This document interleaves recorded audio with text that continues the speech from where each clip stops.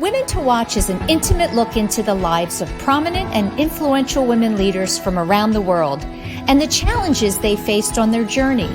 It's the real story behind her title. Join us every week to hear more stories about women from around the world and in your own communities at womentowatch.net. Do you stream on a Roku, Fire Stick, Google TV, or Apple TV? Now you can watch 6ABC 24/7 with the 6ABC Philadelphia streaming app. For the big story on Action News, search 6ABC Philadelphia and start streaming today. Hello, everyone, and welcome back to another week of Women to Watch. I'm Sue Rocco. It's so great to be here. Joining me in just a moment will be Alice Curran. Alice is a commercialization expert in pharmaceuticals and biotech, and she is also a partner at Hogan Lovells law firm. She'll be with me in just a moment. As always, stay with us during the breaks where you'll hear from our watch team of on-air contributors. And today you'll be hearing from Sherry Marson for our Lifestyle Watch segment. You'll also hear from Carol Eggert, Senior Vice President with Comcast, NBC Universal for our Military Watch, and also from Madeline Bell, CEO of Children's Hospital of Philadelphia. And for all things related to the show and to see our incredible lineup of guests, you can visit womentowatch.net. That's women, the number 2, watch.net, N-E-T. So now I'm very honored to welcome to the show Alice Valder Curran. Thank you, Sue. It's a real pleasure to be here. It's wonderful to have you. And am I right that you're joining us from Virginia? Washington, D.C. Our offices are downtown, and so I'm right at Metro Center in downtown Washington. Okay. So you're sharing the weather that we have here in Philadelphia. I am. Totally unpredictable. Who knows what's going to happen later today? Mm-hmm.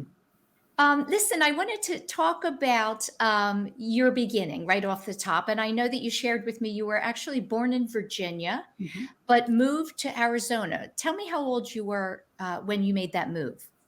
We moved from Arlington, Virginia to Phoenix when I was 5, right before I started first grade, back in the early 70s. Okay. So 5, that's young. Perhaps do you remember the move? Oh, yeah, I definitely remember the move. So we didn't have a house yet. And so my mom dropped me and my brothers, I had 2 older brothers, at her family farm outside of Dubuque, Iowa, in a little town called Menominee, Illinois. And we stayed with my mom's parents on the farm for several weeks while my parents drove out to Arizona, found a house, and drove back to pick us up before we moved out in time to start the school year. Wow. That must have been an adventure. It was fun. It was awesome. I mean, it's great as a kid to be able to stay on the farm. I remember my grandfather had Tony the Pony. I remember Tony the Pony. It was a working farm with chickens and livestock and crops and all that. And so as a kid, that was really cool and awesome. Is it a place you would then visit frequently? We did. We did go back periodically. We absolutely did go back periodically. I mean, when I was growing up, we didn't do vacations to some destination. Our vacations, we went to visit family wherever they were. And that definitely included going back to the Midwest to visit my mom's family. Yeah. So tell me a little bit about your relationship with your dad. I know he was also an attorney and very much influenced your career path. Sure. He was an attorney. He moved out to Phoenix and took the family to Phoenix so that he could join a law firm that one of his college friends and roommates had founded.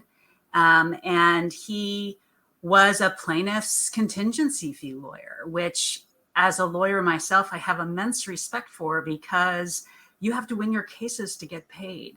You're not getting a check every month or every 2 weeks necessarily. You get paid when you win. And he developed a profile in the market around the kind of work he did. But he was also really active in the community with nonprofits, where he really, and my mom as well, really wanted to invest in the community in Phoenix to make it a better place. He was a trial lawyer. That's something that's a bit of a lost art. But he was a trial lawyer, often tried cases. I would get to go watch him try cases. Oh, you did. Good. I was absolutely. going to ask you that. Wow, that you got to go in and watch him really perform. Totally. And his cases were malpractice cases where you had plaintiffs who were injured. And so there was a real sense of seeking to right a wrong, or certainly to get compensation. Those cases don't go to trial very often. They settle often, but they were high stakes, right? Because you would have families that definitely needed some compensation to deal with the continued care of family members or loss, and they were high stakes. So a lot of pressure, but he was very successful at it, and certainly a role model in that regard. So your mom, both your parents were professionals. Your mom was a nurse. My mom was a nurse. Yeah. She was nursing at where I was born, Arlington Hospital, now known as Virginia Hospital Center. While we lived in Arlington, she stopped nursing when we moved out to Phoenix and was a full-time homemaker. But later in life, went back to school to get her degree. She started at Phoenix College, went to school at night. That's the community college in Phoenix. And then I remember starting when I was in high school, started taking the bus out to Arizona State University. That's a long bus ride from where we lived in North Central Phoenix all the way out to Tempe, but we had one car. And so she took the bus and my dad had the car. And she went out there and managed that. And I remember her writing papers on this old antique typewriter we had, staying up late at night to do that. And, having been a working mother myself, I, have incredible admiration for what it takes to make that happen, to find the time to do that, to do that on top of raising 3 children. Because when she became a nurse back in the day, you could become a nurse without a college degree. You went through a nurse's training program that often hospitals sponsored. So that's how she became a nurse. So she wanted a 4-year degree because her husband had one and her 3 kids were going to get one. And that's what she did. How old were you when she was doing that? I would say through high school, because she graduated at December of my freshman year of college. And I remember having to go and ask one of my professors if I could take my exam early because I needed to see my mom go graduate. And that was pretty cool. Great. That is so great. I mean, really, what a wonderful example for you as a young girl to watch your mom do that. Totally. And so did your mother speak to you about dreams, aspirations, going for, what you want, or did she just kind of lead by example? I think she more led by example. And my dad was the one who always framed things in terms of possibility. That was sort of a term of art in our family, so much so that when I was in college, I encountered this Emily Dickinson poem entitled Possibility. And the first line is, I dwell in possibility. I could probably recite some of it, but not all of it. So he was always the person who I think put into words the notion of what do you view as the possible and how do you make that happen? And certainly living that out. My mom, in terms of actions, what I would say is very matter of fact, just getting stuff done. My mom, I think, demonstrated this enormous work ethic, but also just the notion of if you have to learn something new to get it done, you just go learn something new to get it done. I remember when she learned how to refinish furniture, she just decided she was going to go do that. You couldn't go to YouTube to figure out how to do that back in the 70s. Right? Yes.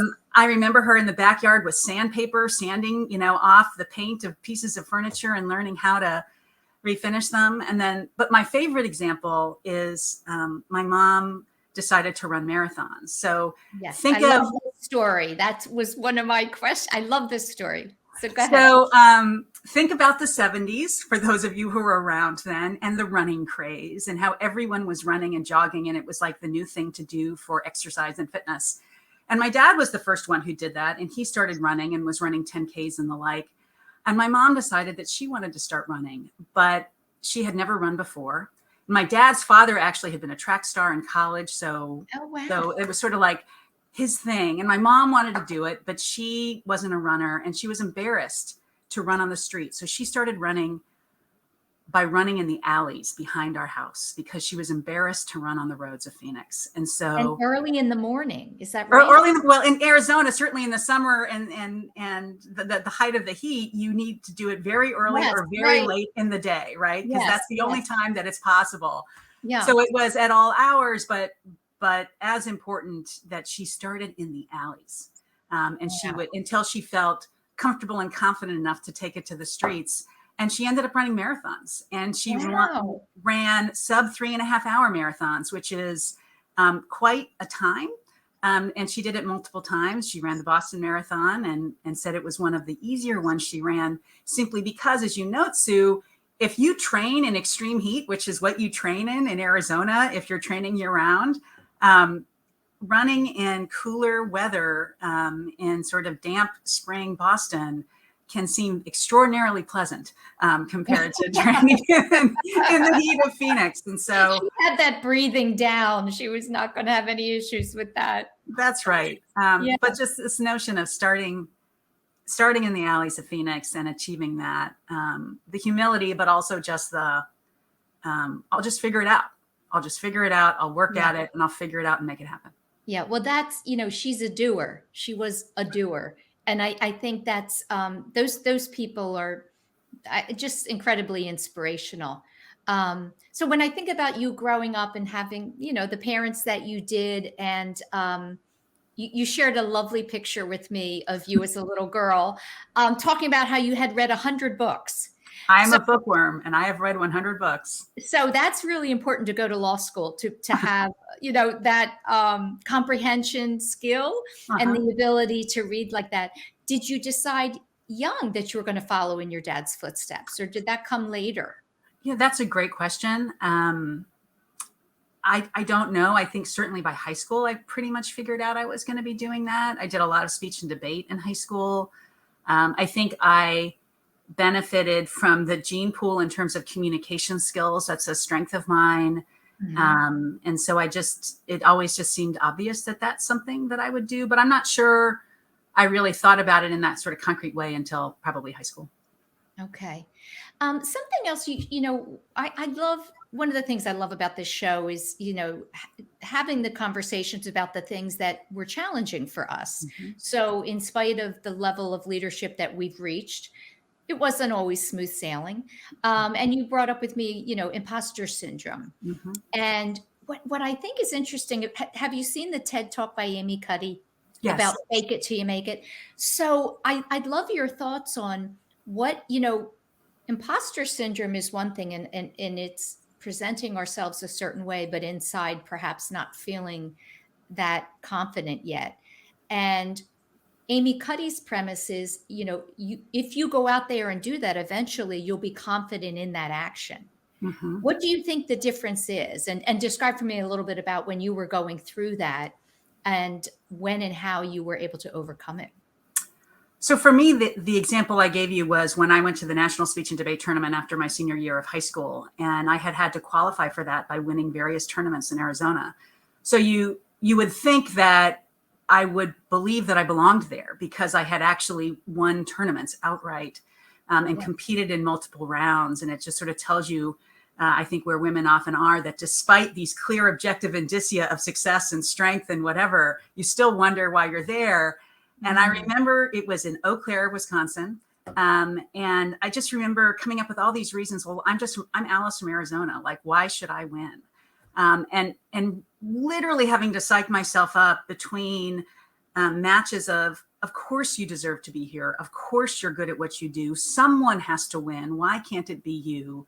And that worked to some extent. I think it could have worked more.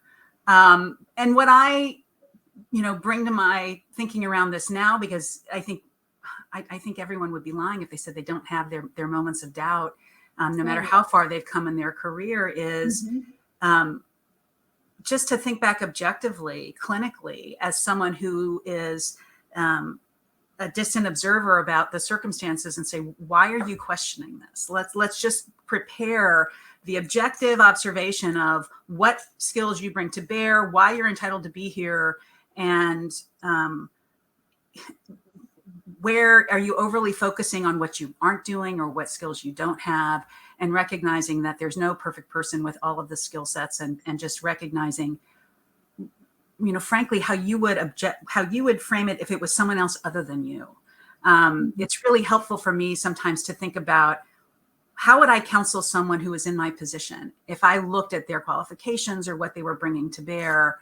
And how would that change my mindset and perception of qualifications if it wasn't me sitting in the chair, but rather someone else who had the same resume or same skill set? And that usually brings some greater objectivity and confidence to the situation. Yeah. And would you say even today, you're very well known and an expert in your field.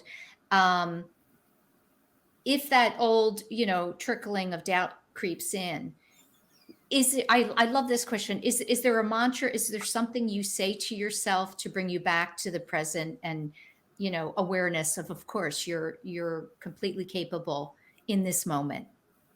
Yeah. If not me, who else? Who else would you put in this position that you actually think is better or more qualified than you to do this very thing right now? Yeah. And I think confident. That's a confident. Rarely is it someone else who is so clearly superior to you that you would say, yes, they deserve this spot or this opportunity instead of me. So that's what I try to tell myself. And usually, I find that helpful. Yeah, that's great. That's great advice. We're going to go into our first break. Right. When we come back, I'm going to start with a quote.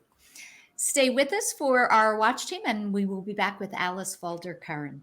It's a new beginning. Sun comes out, we go another round. When the sun comes out, we go another round. It's a new beginning. Hi, this is Sue Rocco. Women to Watch is pleased to share a clip from Breaking Through, a podcast hosted by Madeline Bell, the president and CEO of Children's Hospital of Philadelphia. This interview is part of a series in which Madeline interviews CHOP's women scientists about what inspires them and advice they have for other women interested in pursuing science and medicine careers. My guest today is Dr. Susan Firth. In 2021, Dr. Firth was named CHOP's Chief Scientific Officer. She is the first woman in CHOP's 166-year history to hold this important role. I'm thrilled to welcome Dr. Firth to Breaking Through. So, Sue, it's really great to be talking with you today, and it's a topic that I'm very interested in, which is the future of CHOP and science and research and discoveries. But let me say that you are now our Chief Scientific Officer, so how exciting from that girl with the chemistry set to the woman who is now the leader of our scientific community here at CHOP. And tell me, you've been in the role now for about 6 months, and tell me a little bit about what your impressions are, what excites you about the role, and what do you see for the next several years? It's a really exciting place to be and an exciting time in science. Since I've been at CHOP now for about 11 years, and with the talent that we have here, our sense of mission with research as our North Star, I think we have the opportunity to transform the medical care we deliver to children. To hear more of Madeline's interviews with CHOP's amazing doctors and scientists, listen to Breaking Through with Madeline Bell, available wherever you get your podcasts. Hi, and welcome back to the show. I'm joined this week by Alice Valder Curran. She is a partner at Hogan Lovells and a commercialization expert in the pharmaceutical and biotech industry. I want to go back for a minute, Alice, because I think there was a very impactful experience that you had in your life that certainly was challenging and difficult. And it enlightened you about humans' emotional responses. So you almost lost your son when he was 17. And I wonder if you can tell us what happened and what that taught you. Sure. So my son, all three of my children play soccer.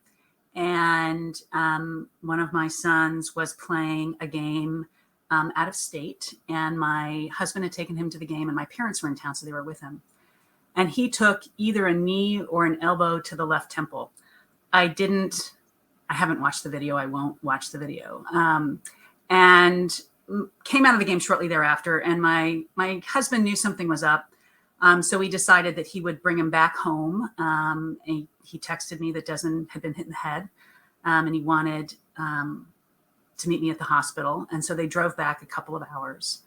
And he almost died. It turns out that he had an epidural hematoma. He had what's called a depressed skull fracture. Think of what a doorknob does to a wall when you bang it into it. And they almost missed it because he was young. And so he passed the concussion test. He could walk on his heels and his toes and touch his nose. And really at the last minute, they decided to do a CT scan, and they discovered that he had this life-threatening condition.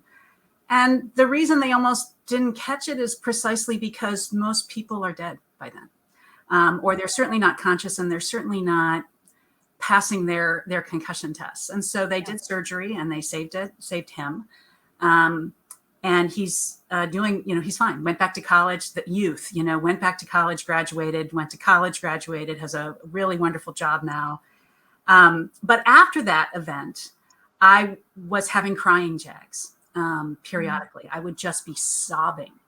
And I remember thinking, why am I crying? My son lived. Like, I have nothing to be upset about or to complain about because I didn't lose my son. I mean, it was miraculous. We can have a whole other conversation about the number of miracles that needed to happen during that day to end with that result. But my husband said to me, you really should talk to someone about that. And so I did. I went and I saw a therapist who helped with traumatic events and worked with her for a few months. But the number one lesson I took from those sessions was that your emotional response to a situation is the truest response to what is going on around you. And so while I rationally could conclude that my son was fine, all was good, it was a traumatic event because he almost wasn't okay. And that near miss was what my brain fully comprehended, that I had sublimated, but like my brain totally got that, and it was shattered. And that was when it would come out, when I'd have those crying jags, it was the way of me processing that. And so that lesson of your emotional reaction to something is your truest indicator of what's really happening to you has stayed with me precisely because I've been in situations where I don't quite know what to make of what's just happened, but my heart rate is elevated.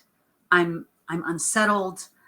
Something seems off, and it teaches me, whether you consciously can process what just happened, something just happened that's upsetting to you for one reason or another, and you need to listen to that emotional response rather than power through, ignore it, assume it will go away. You need to listen to that wisdom of your emotional response, because that is what your body is telling you, and you need to listen to it. As you're describing that, I'm thinking to myself, what we often do is we do push those reactions down, and we want to control ourselves. And I wonder how much detriment that does to us physically, to continually suppress physical and emotional responses to what is going on. Certainly in today's world, with how much we consume.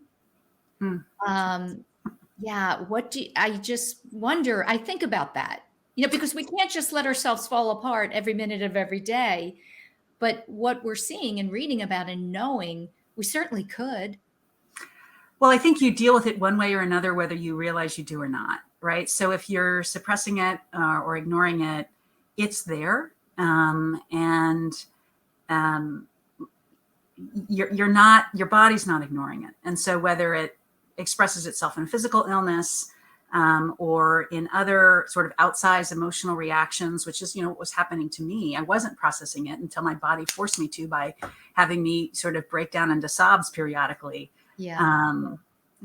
Whether you do it in the moment or some other time, it's really your body telling you this is something you need to pay attention to. And it goes to this notion I saw in something in the last week, which is this false dichotomy between emotional health or mental health and physical health, and that it really is a false dichotomy, and that it's health. And you have to address it. But I'm glad you asked me about that, because I think it's important to acknowledge the need for mental health. I mean, and mental health support, whatever it is that you as an individual have to process, the normalization of that, and that it's okay to talk about it and say how hard it is, and that you need help, and that there are people who train, and that's what their job is, and that's what they want to be able to do. It's important for, I think, women leaders and leaders of all types to be open about that and normalize it. Absolutely. And for our children as well. Totally. Boys, girls, men, women, everyone, and I think we're doing that much more openly today than we did when we were growing up. Yeah, Certainly. totally. And I'm always envious of, I married into an Italian family, and what they do really well is they let it all out. It's out there what's happening. And I think the Irish kind of keep it more closer to the vest, and it's probably healthy to, whatever your emotions are, say it, let it out. It's probably better. It's real. I mean, and that's something I learned from my mom was recognize the real and the normal in all of us, regardless of their title, regardless of where they are in life. Being able to connect with people on a human level, on a real level, you'll always be able to have a conversation with someone if you just recognize that humanity in the other person. Absolutely. And I would imagine that benefits you as a leader in your field, in the professional world, that acknowledgement and validation of a person in front of you, if it's your employee or a client, always leads to opportunities. Just meeting them where they are, regardless of what their role is, their seniority or not. The significance of their role or not, and just engaging with them as another person who has a job to do, and your interests are aligned. So how do you come together in a partnership to work out a problem? Yeah. I have a quote. You said, "My greatest personal triumph was having the courage to say no." When and how did that happen? A few different ways, I'd say. I'll give an example from college. As I mentioned earlier in this segment, did a lot of debate in high school. And I did that again when I was in college. And when I was in college, one debate season, I was partnered with a gentleman who was a bit of a bully. And at some point during that season, I said, I'm just not going to work with you anymore. I'm not going to tolerate the verbal abuse, the lack of support, the sort of pushing me around. I'm just going to say no. And part of that's about self-worth and sort of coming around to the point of saying, what am I doing here? Like, why am I engaging with this person? And so I did say no. And we were supposed to go to a tournament, and I said, we're not going to go to the tournament. I'm not going to go with you. He insisted that I give him the plane tickets so that he could go with someone else. And I wouldn't give him the plane tickets because they weren't his property. They were the property of the school. He tried banging down my door. I had to call security. A lot of that. So it was kind of scary. But I also feel like in those moments where you have a moment of clarity where I'm just not going to do that. I often think that the best signal of whether that's the right decision is how do you feel once you've made that decision? And I know it's been the right decision when my body just relaxes. Yes. That the anxiety or tension I have about a situation I'm navigating, that if I make that decision and I say, I'm not going to do that.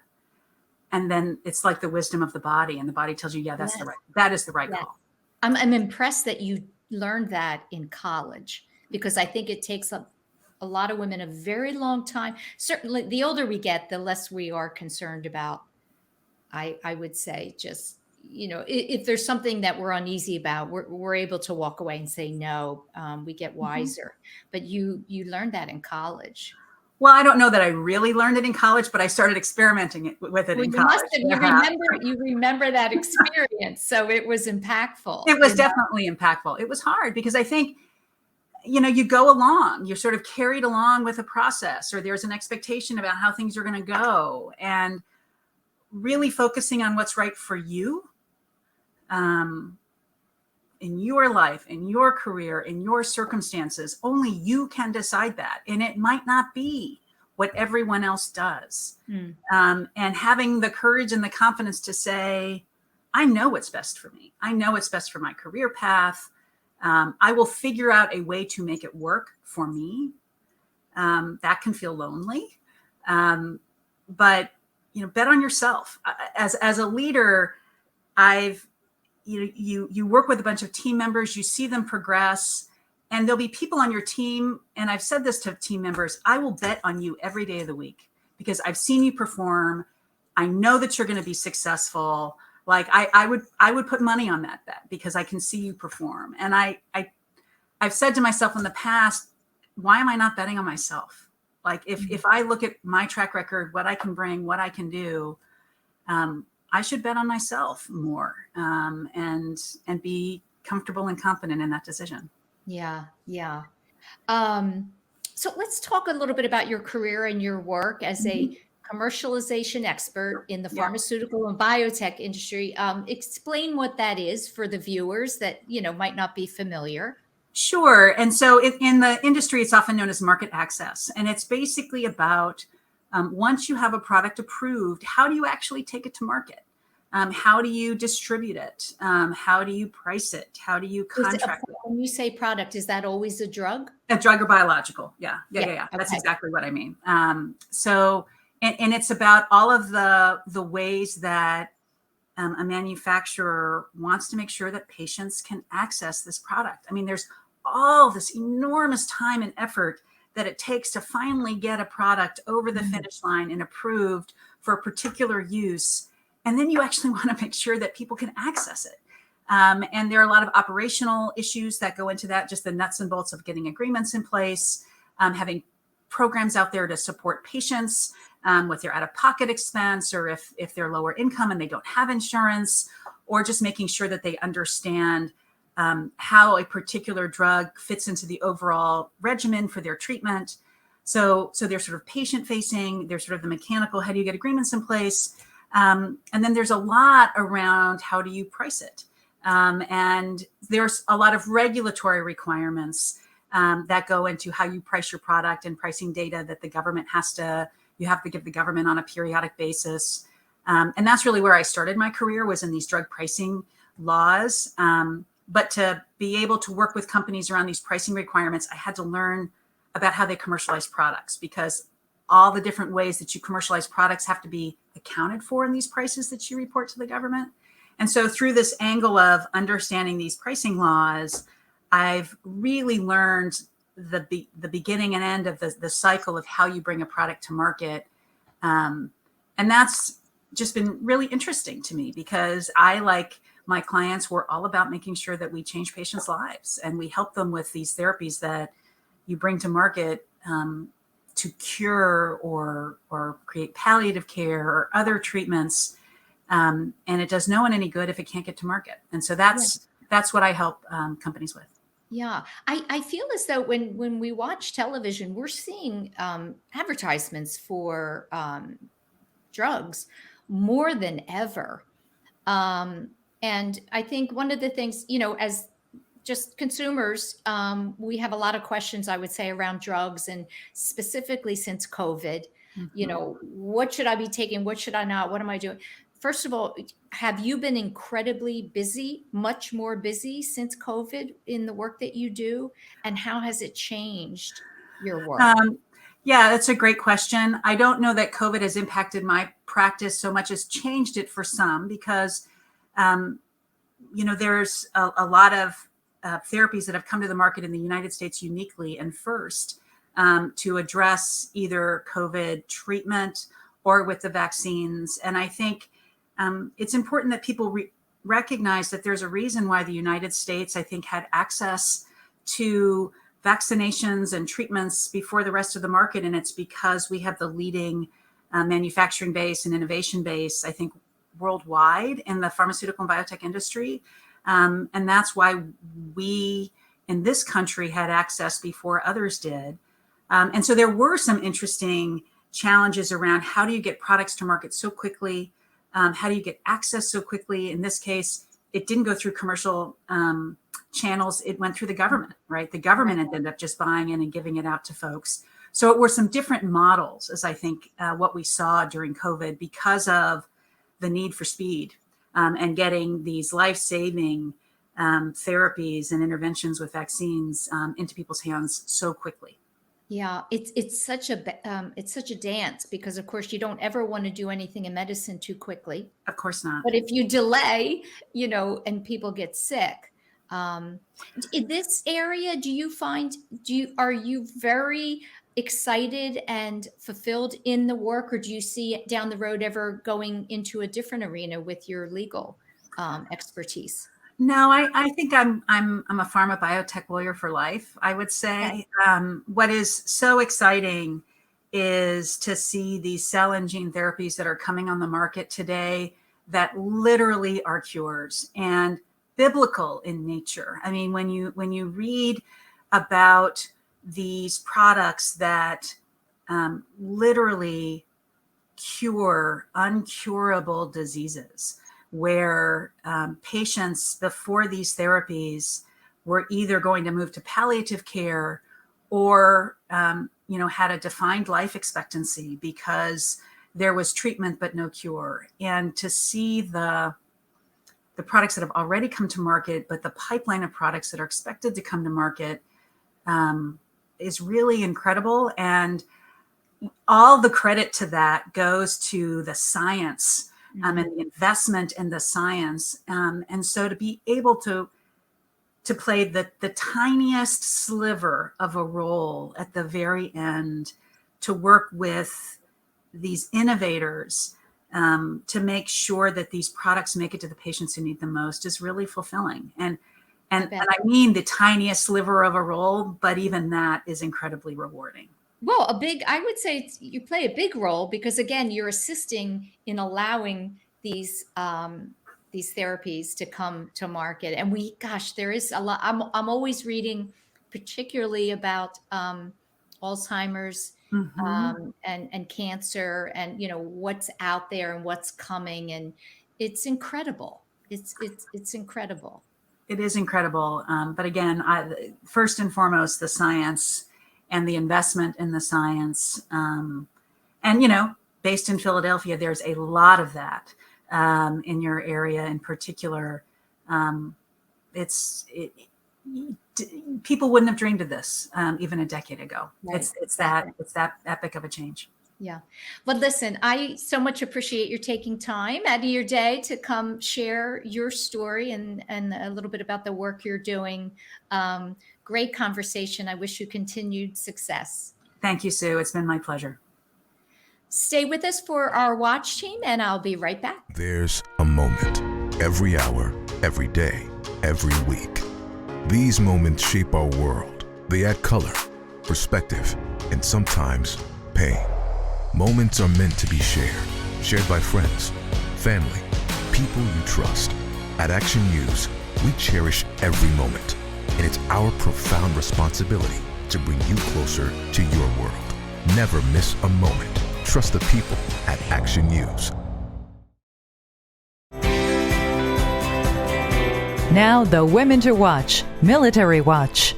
Fewer than half of eligible veterans use the VA health benefits they are entitled to. But those who do use the VA, more than 80% of veterans are satisfied with the VA care. Hi, I'm Carol Eggert, Senior Vice President of Military Affairs at Comcast NBC Universal. Now, you may be asking, why should this matter to me?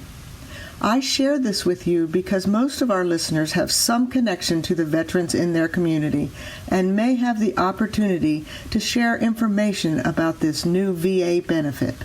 The VA has just launched the PACT Act, which is the Promise to Address Comprehensive Toxics, which is the most significant expansion of veteran benefits and care in more than 3 decades, empowering the VA to help millions of toxic-exposed veterans and their survivors. The PACT Act expands VA health care and benefits for veterans exposed to burn pits, Agent Orange, and many other toxic substances. The PACT Act adds to the list of health conditions that the VA presumes are caused by exposure to these substances. This law helps the VA provide generations of veterans and their survivors with the care and benefits they've earned and deserve. The PACT Act is the least we can do for the countless men and women who suffered toxic exposure while serving their country, said President Biden during the PACT Act bill signing ceremony. It means access to life insurance, home loan insurance, tuition benefits, and help with health care. So, what can you do? Simply refer those veterans you know to va.gov and tell them to search the PACT Act to learn more. Hello and welcome to the Lifestyle segment of Women to Watch. I'm Sherry Morrison. Today I have the pleasure of introducing Karyn Gerred, founder and executive director of the Resource Exchange at 1800 North American Street in Philadelphia. Welcome to the show, Karyn. Thank you. Thanks for having me. Our pleasure. Through our conversation, I learned that Karyn is a true blue Philadelphian. Karyn, please tell us a little bit about where you're from and your education. Well, I was actually born in Delaware, but spent most of my youth in Philly, and then finally got to come to college in Philly and went to the University of the Arts, which was Philadelphia College of Art back then, and went and majored in painting and fine arts. And then sort of after graduation, started trekking around the country a bit. So yeah, after graduation, you did some traveling and ended up on the West Coast for a bit from what you said. Tell us a little bit about your time there. Yep, New York, and then Portland, and then San Francisco. So yeah, and so San Francisco is a beautiful place, good home away from home if you're not in Philly. So I was a bookstore manager and did a lot of other creative endeavors, and then found my way back home. What was supposed to be a 2-year trip to San Francisco turned to 10 years. So, oh my goodness. Yeah. Pretty big difference. So what was the driving decision to bring you back to Philadelphia? I missed home. I missed East Coast. I'm an East Coast gal. So I missed fast talking and, stuff to do and real weather and thunderstorms and fireflies and, all of that. So it was time for me to come home. Yeah. And you came home and you did a carpentry apprenticeship and large-scale scenery painting and classes. And you worked at the Walnut Street Theater, I think? Mm-hmm. Yeah. I apprenticed at the Walnut for a while in carpentry, and then ended up as a scenic painter there, and then also worked at the Arden as a scenic painter for a while, and then eventually made the hop over to film. Yeah, jumped into the film industry. That sounds like what you do is a lot of fun, especially for people who like the entertainment industry. Please tell us a little bit about some of the films you worked on. Well, pretty much if it's been shot in Philadelphia in the past, 10 or 15 years, we've, either me as a scenic or later when I started the organization, we've had some sort of hand in it. A lot of M. Night Shyamalan movies. The first movie I worked on was Invincible. And the last one was Lovely Bones. Both good films. Yeah. So when you came back to Philly from San Francisco, you said you had an idea based on a store there called Scrap. Was that what sparked your interest for the foundation for the Resource Exchange? Yeah, Scrap is sort of the first creative reuse center in the country. They were the beginning of it all, and most of my artist friends and myself sourced all of our materials from there. It was a wonderful place, still is a wonderful place. And when I moved back to Philly, I thought, I wish there was one here. And then I eventually ended up starting one. So that's fantastic. So the Resource Exchange, you started in 2009, but you really didn't open to the public until 2011. And what everybody needs to understand is it's not an architectural salvage warehouse. You are the source for the artist or the maker's materials, meaning for artists, crafters, all of you who like to do the do-it-yourself projects, homeowners, builders, local businesses. I mean, anybody can go down here and find supplies. The mission of the Resource Exchange is to provide the inspiration and reclaim materials for creative and environmentally resourceful making, teaching, and living. Can you give us some examples of the items you have at the Resource Exchange? It's a 5,000 square foot plus space that has everything from glitter to 2x4s in it. We have art supplies and fabric remnants and building materials and props and things from film and theater sets. It's kind of more what we don't have. Like a lot of reclaimed material outlets and retail places, we have a wide variety of things. We don't save clothing.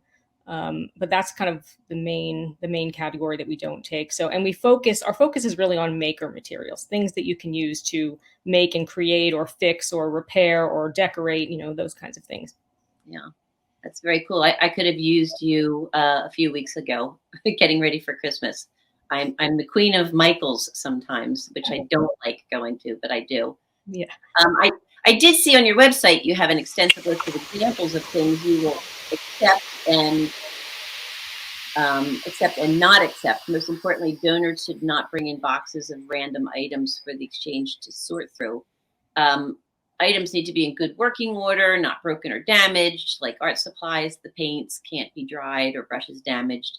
Items need to be sorted and in categories. Can you elaborate a little bit on how you like things to come in? And are most of them donated? Yeah, everything that we take is donated. We don't purchase anything. And the reason why we sort of screen more than most reclaimed material places because our mission is environmental. So what we're really trying to do is guarantee that the things that we take in are actually reusable. We don't sort of have, a colander approach where we take everything in and whatever doesn't work or is broken, we just have a dump. There's no dumpster out back to discard what is it. So, and it's also a good way for us to talk to donors and to be able to help them to refer them to the correct places to take things that maybe aren't reusable, but that they're, they can be recycled or that there might be better places to take them. So, so that's why we kind of make sure that we know what's coming through the door.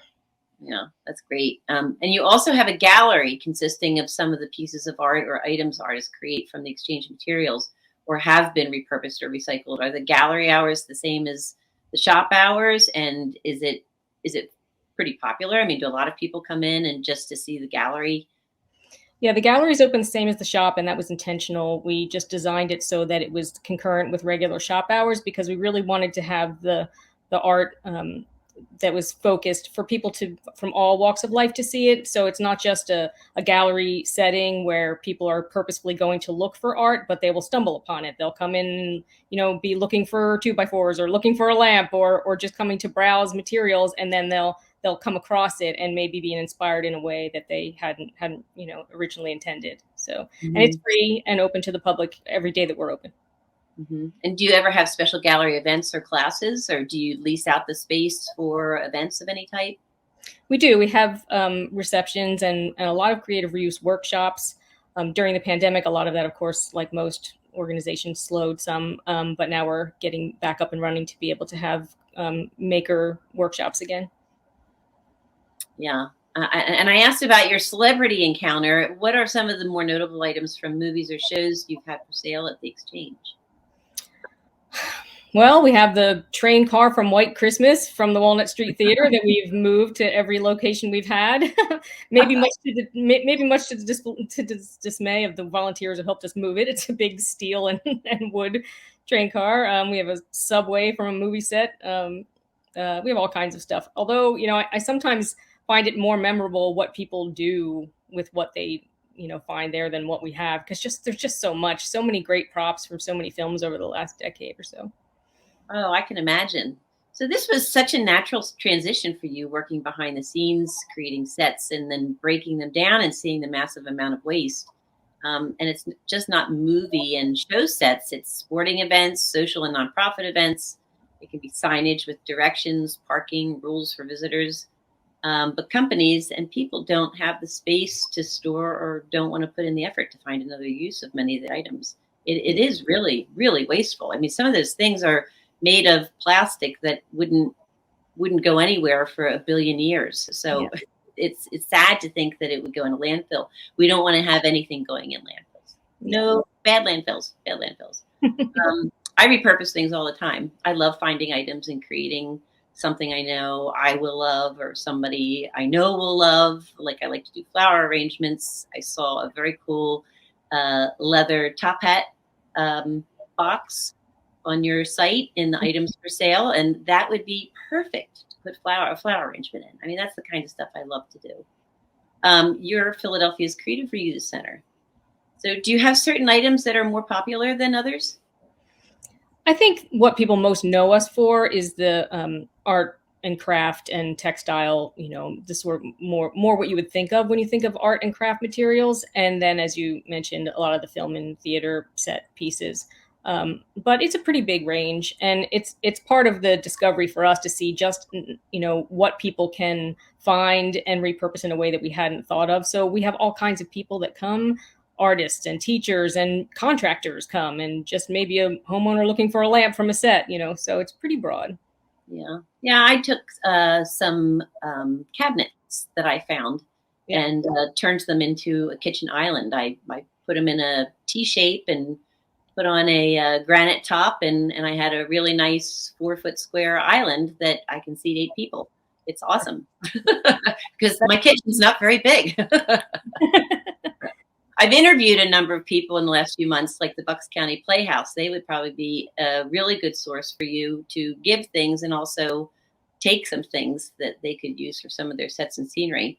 And I would think that any school for their drama programs, family, consumer science teachers, art teachers, event planners, they're always looking for props and material. Do you advertise at all to these different places, or is this something you need help with? We're largely word of mouth. We're very small budget nonprofit. So, but we've been around for over a decade now. So I think we're sort of the go-to hub now for folks who are looking for reclaimed material specifically. Now that people are becoming more environmentally conscious, I think it's a lot of people would prefer to try to find things and not buy things new when they can. So we're slowly becoming, a much more well-known place, even without a huge marketing budget. Right. And it doesn't always take a large marketing budget to do a good job getting the word out. It's just having the right network. You won the Business and Arts Partnership Award from the Arts and Business Council Greater Philadelphia for saving materials, for creative reuse, and you also make sure any items that can't be reused are recycled rather than being wasted and sent to landfill. You've partnered with Revolution Recovery, which has 2 plants, one in Philadelphia and one in Newcastle, Delaware. And then Philadelphia Airport was the other winner that won for combining their efforts with artists. Philadelphia International Airport and local artists and organizations have combined forces, and they display a lot of different artists there at the airport. Are there any other partnerships that you have? Well, first, I just big shout out to Revolution because we've worked with them for a really long time, and they are just an incredible business that saves a great deal from landfill. A lot of construction, it's their specialty is C&D debris, construction and demolition debris. So if folks don't know about them, you should check them out. And we've been in the river wards the entire time. We've moved several times, but we are very much kind of wed to this section of the city. We serve everyone, but a lot of our partnerships come from the Kensington and Fishtown and this whole northern part of the city. Well, you provide a plethora of information on your website, like the Resource Philly map. That's fantastic. That answers, and you touched on it a little bit earlier, that answers a lot of questions for people who want to make sure things go to the right place other than a landfill by having items listed, and then you have it on the map of suggested places for them to check out of where those items could go. Does that map seem to, or do people just still call you anyway? It seems like a great resource. It's a huge part of what we do because so many people bring so many different kinds of materials to us, and that actually is another partnership that we had, which was the city of Philadelphia itself. So they took our map and broadened it, made it interactive, and so that's now part of the city's resource finder map on their website for people to be able to find out where to take things. And so a lot of what we do is trying to make sure whatever comes to our door, we do the best we can to send folks out with exactly where they need to take it. Is it e-waste? This is where to take it. Is it, is this just recycling? This is what you can put curbside and what you can't, that sort of thing. So we kind of have a lot of environmental stewardship built into the regular, retail aspect of what we do as well. Well, one of the messages that has resonated for most of the lifestyle segments I've done is cooperation. We are much more effective when the arts team up and support the cause or a business, whether gun violence, keeping kids off the streets and teaching them skills, recycling, bringing local artwork into a restaurant or hotel or public place. It's beneficial for all. Art gives all of these organizations a voice. So it's really great service that you provide. I'm afraid we're out of time. Curran, thank you for your time and for doing so much to help the city of Philadelphia become more sustainable, and keep up the great work. Thank you so much. Thanks for letting me have a chance to talk about what we do. Our pleasure. For more information about Curran and the Resource Exchange, if you would like to donate and make a material or monetary donation, purchase something at the store, visit the gallery, or get involved, go to www.theresourceexchange.org. Thank you again for joining us today. Sue will be right back to close out the show. Ladies, keep living your dreams. Action News, celebrating 50 years with AccuWeather. Over the last 5 decades, our winters have been getting warmer due to climate change. In Philadelphia, our average winter temperature is up 5 degrees. And we're breaking more record highs than lows. Thanks for always trusting us to keep you informed.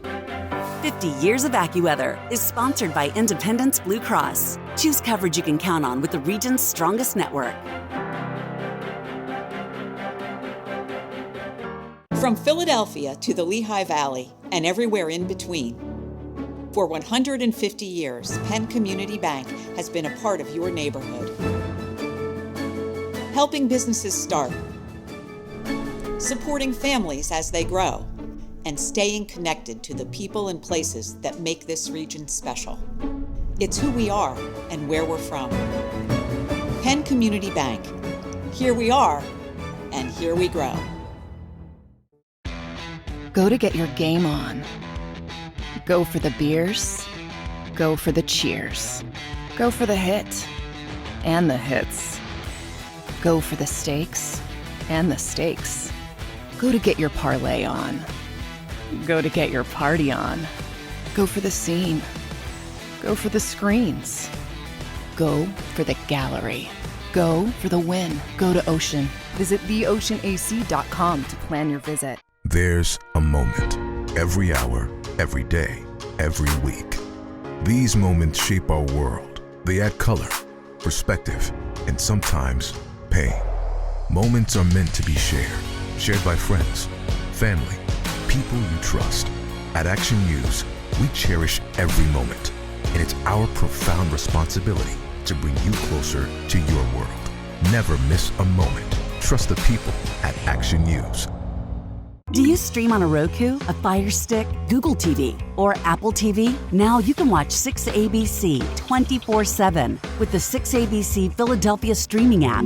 Watch Action News live. And the big story on Action News. Plus special programming, breaking news, and severe weather updates. Tremendous amounts of rain. Always on. Always the news team you trust. Watch 6ABC 24/7 on your streaming device. Search 6ABC Philadelphia and start streaming today. That is it for another week of Women to Watch. Thanks so much for tuning in. Next week, my guest will be Jill Singer. She is a vice president of national security for AT&T. Should be a great show. Thank you, as always, to Kateri, our producer, for doing such a great job, and all of our sponsors and Watch team members. Have a great week, everyone. We are CHOP, and we can't wait to show you around. We're the nation's first children's hospital. Now, a care network with more than 50 locations that continues to expand. 3 state-of-the-art research buildings with 1.5 million square feet of space.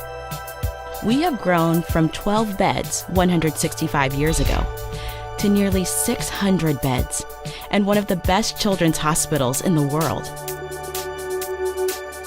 We have a level 1 trauma center, 11 floors of patient units, more than 20 operating rooms, first of its kind delivery unit for babies with birth defects, a separate cardiac operative and catheterization suite, and places to learn, like our internationally recognized simulation center. We have trained generations of leaders in the field of pediatrics. We are world leaders in medicine, surgery, and science. One of the top recipients in NIH funding for pediatric research.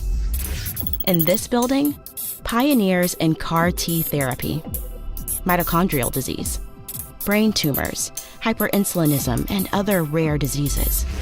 Here, groundbreaking work in fetal surgery, genetics and genomics, and neurology. In our newest building, leaders in social determinants of health, clinical informatics and epidemiology, autism, trauma and injury prevention. Our patients come from every state and 115 countries.